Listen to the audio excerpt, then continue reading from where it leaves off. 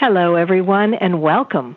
I'm very pleased to have Lois Brady as my guest today. Lois Jean Brady has over 25 years of experience as a practicing speech and language pathologist, assistive technology specialist, and certified autism specialist.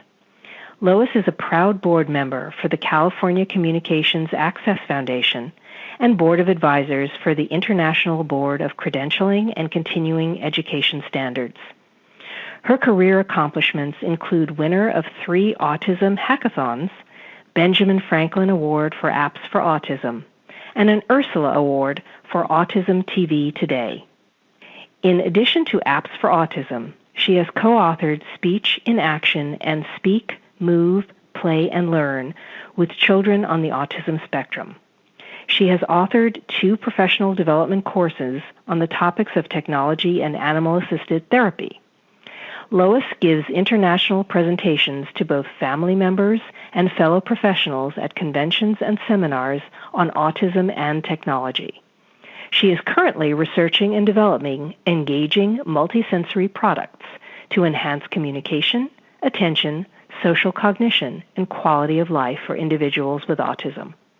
Welcome, Lois, and thank you so much for joining me today to talk about the important work you're doing to help better the quality of life for those with special needs. Thank you, Gilda. It's a pleasure to be here. Thanks for inviting me. So to begin, please tell me, how did you get involved with technology and autism? Well, let's see. When I very first started working with autism decades ago, we didn't have technology, and it was very hard. We used a lot of flashcards, a lot of board games and things like that, and it seemed like we weren't really getting anywhere. And then we started using some technology, the big boxes like the Dynavoxes and the Prenti ROM key that you would see on the wheelchairs, and we started using those for our students with autism. And again, it was very difficult. Didn't seem to work really well. It worked minimally. And then mobile technology came out. And with that, I saw my students with autism literally start engaging, start learning, and was able to show you all those things that you knew was in their head and all those thoughts that you knew that they had. You were able now to see them. They were able to show you that they're thinking complicated thoughts. They're able to read. They're able to write. They're able to answer questions. And it was amazing. So I was not very techy at the time, but when I saw my students really light up and engage, at that moment I decided, well, I needed to also be techy because this was the key. And I've been searching technology, writing grants and trying to figure out the best keys from, that moment on when Steve Jobs stood up there and announced the first iPad 1. I think I ran and was the first one to order it. But it really works well with our kids on the spectrum. Well, in your opinion, what is the best technology currently available for those with autism? I really love mobile technology. It seems like everyone has it. It doesn't make them stand out in any kind of a way. It's not for special needs. It's just for everybody. Sometimes if the motor planning is not the best, the bigger ones, the iPads and the iPad Pros, give a bigger field so that when I say the fine motor coordination, they're able to touch the targets a little bit easier. But believe it or not, in a couple months, they hone their skills and they're able to use iPhones and anything anyone else is able to use. Most of my kids are on YouTube, on laptops. They're able to use iPads, iPhones. Androids are great too. I love Androids. I don't want to leave them out. It just seems that Apple is in our schools, and Apple does have a huge number of learning apps, educational apps. So I think I kind of tend to say iPad a lot, but the Androids are great also. So I really love the mobile technology. Now, you have a wonderful app speaking of apps, by the name of Inner Voice that I saw demonstrated not long ago. What inspired you to create that app? Well, Gilda, again, when the iPad first got announced, I looked at them and I realized there was a couple apps on there that were educational, and I never knew one thing about apps prior to that. And I saw my students with autism go over and use a tracing app for about half an hour when we couldn't get this same student to pick up a pencil and try to form a letter. It was just so much that they would have a meltdown, but they would try for a half an hour on an app. And I thought that was amazing. Like, oh my gosh, this is great. I need to let everyone know this. I was so excited about it. I was like, I got to let everyone know this. So I went and I researched all the apps that were out there, and I wrote a book, Apps for Autism. And sure enough, there's an incredible amount of apps out there that can target just about any skill that you want to target. However, that being said, there's also some pretty big gaps that needed to be filled. So as I'm working with my kids with autism and I'm showing them the communication apps, and they're using them, but they're having to be heavily reinforced, and they're not really looking at them, and it's still a challenge. They love some of the tracing apps and the puzzle apps, of course, but to get them to use their communication apps, I hear a lot of requesting going on. Well, we want to teach our kids to do a little bit more than just requesting. And we really want them to be engaged in their communication apps. And beyond that, Gilda, we really want them to learn how to communicate for themselves, because they're perfectly capable of either speaking sometimes or typing.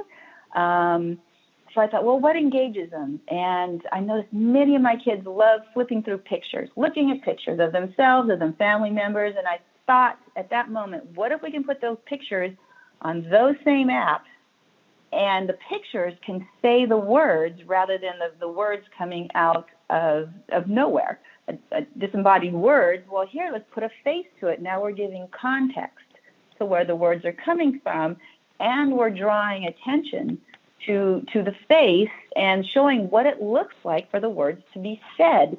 So now we're not only saying the words, but we're kind of giving it context and teaching the student how to say the words also. So it started from there 7 years ago, putting the face onto the words.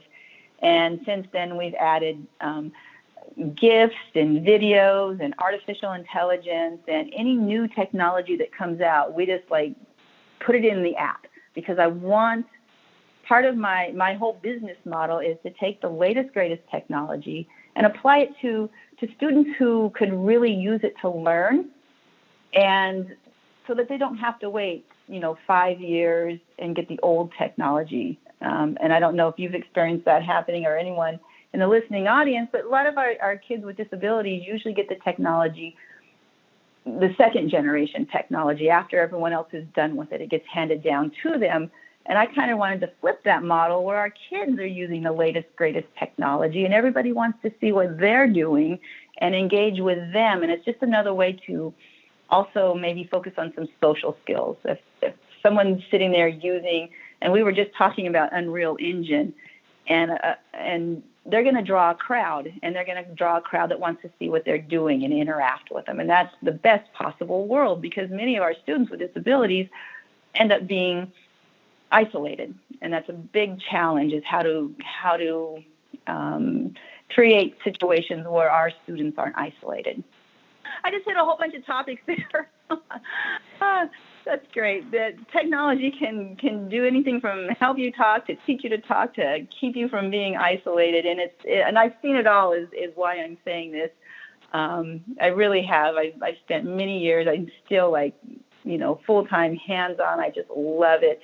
And to see these little things happen that sometimes you're not expecting is great, is really great. So I just think it's wonderful, absolutely wonderful what technology can do, and the way that young people just seem to take to it so naturally and so easily, and especially young people with certain challenges or special needs, how it just opens up the world to them and opens so many doors of possibilities for them, in terms of ways that they can communicate and things that they can explore. And technology is always changing, always evolving. And so that leads me to my next question is, what technology is on the horizon? What's the next step? Where is it going? That's a great question, too, because there's some amazing people out there doing some great, amazing stuff with, reading brain waves. So somebody may not even have to talk at all or may not even be able to talk at all. And they have, it looks like a ball, a cap that they put on your head, and it can actually read brain waves. And they're working on that. And I thought that was just incredible. But beyond that, there's artificial intelligence, of course, which we're all becoming familiar with.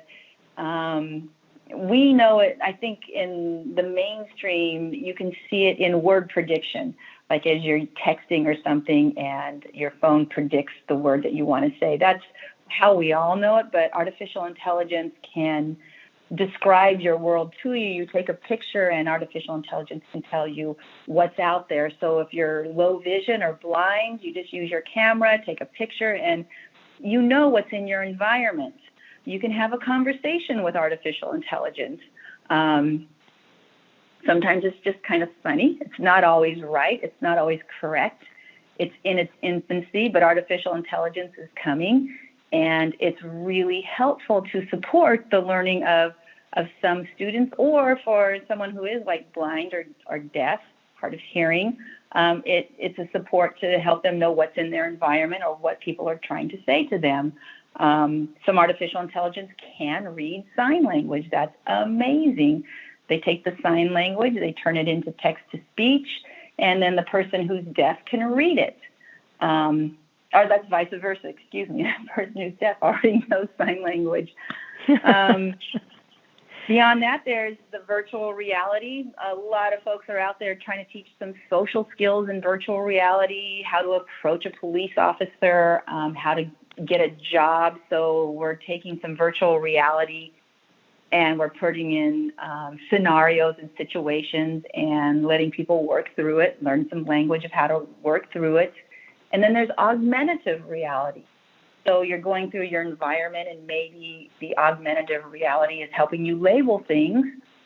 That's useful for dyslexia, it's useful for autism, or people just learning languages, or learning a second language. So that's kind of on the forefront and very exciting. The smart speakers, believe it or not, we're using those. I use them in my own clinic because you have to talk to them and you have to talk clearly to them. So if you make a gesture or your speech is unintelligible, Alexa doesn't know what you mean. You have to ask Alexa an intelligible question so that she can answer you. That's incredible. And it seems like people don't get really upset when Alexa says, I don't know what you say. It's so much easier than me continually trying to say that. So if it's just a machine doing it, the frustration level stays very low for the student who's learning. Interesting. So smart speakers are really kind of, we're learning more and more ways on a daily basis to use smart speakers. So that's incredible, the things that are coming out of smart speakers.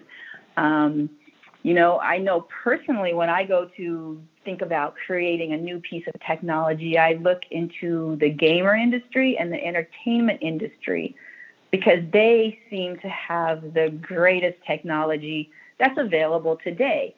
And I look at that and say, well, how can I use this to teach a skill? And that's kind of fun.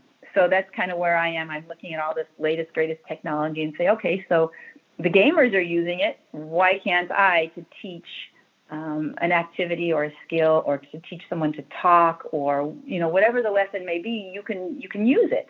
You just need some developers and a little bit of time. Well, some of the stuff that you're talking about is just mind-blowing, and I've seen some of the things actually demonstrated, and it is just amazing where technology is going and the possibilities that it presents for, as you say, the things that we can teach and the way that we can help everybody learn, not just people with certain challenges or special needs, but especially people also with challenges and special needs that learn in certain ways better and express themselves in certain ways better. And this just gives them so many wonderful tools, and it just keeps growing and growing and getting more and more mind-blowing every day, in my opinion. It does. It's a nice, it levels the field for everybody, I believe. It really does, because our kids with special needs can get in there and they not only use it, but they can develop it. Because it doesn't take a lot of language. It doesn't take, if you're going to be a developer, it's a great occupation for someone who can do things, I don't want to say repetitively, but can do things for long periods of time and really hyper-focus in on a subject. It's a great occupation, whereas someone else may not be able to focus for such long periods of time or be distracted by social situations. I believe it just kind of levels the field and gives everybody an equal opportunity to get in there and create. And also, who better than a person with special needs to develop something for other people with special needs? Oh, have to be. They have to be in the process. Absolutely, yeah. 100%. There's no way you can develop something sitting somewhere where there's nobody with special needs and come in and impose it on them because you thought it was a good idea. You're going to be wrong.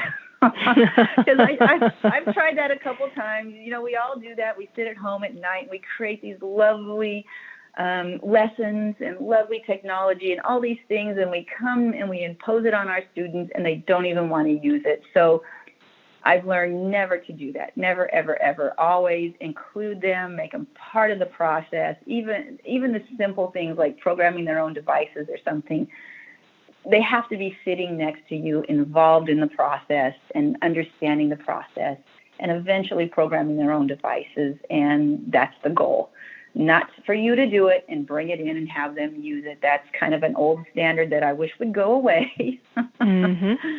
But, yeah. Well, now at this point, is there anything else you'd like to add that we haven't covered?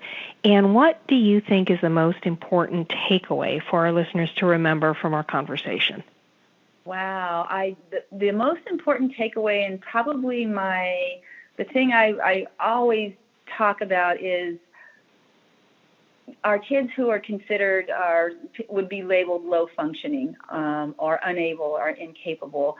I would love everyone to take those concepts out of their heads and just look at them as having potential, as having endless potential. We just have to give them the right tools. I know when I first started, and still today, Gilda, it breaks my heart. I sit in IEPs and I see these gorgeous kids who may be nonverbal get labeled low cognition. And, and I have to sit there and I have to explain to the whole IEP team that just because they can't talk, and sometimes their motor planning is a little off, doesn't mean they're not intelligent or they don't know what you're saying to them or that they're low cognition. And people are still believing that. And that is kind of like heartbreaking, because I don't know how many of my formerly known as low cognition kids are now typing and writing sentences and, participating in classes. They still have sensory challenges, but they're able to participate in different ways, and we just have to figure out what that way is and support them. But to just take away that whole low cognition mindset, I would love that. Well said, and I agree with you. So, Lois, tell me, how can our listeners reach you if they have questions or if they want to know more? Oh, absolutely. My email, which is Lois, Lois, at itherapyllc.com.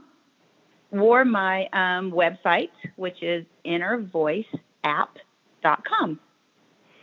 And would you do me a favor and spell those out so that people make sure they get it correctly? Sure.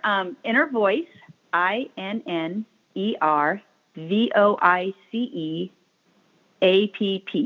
innervoiceapp.com.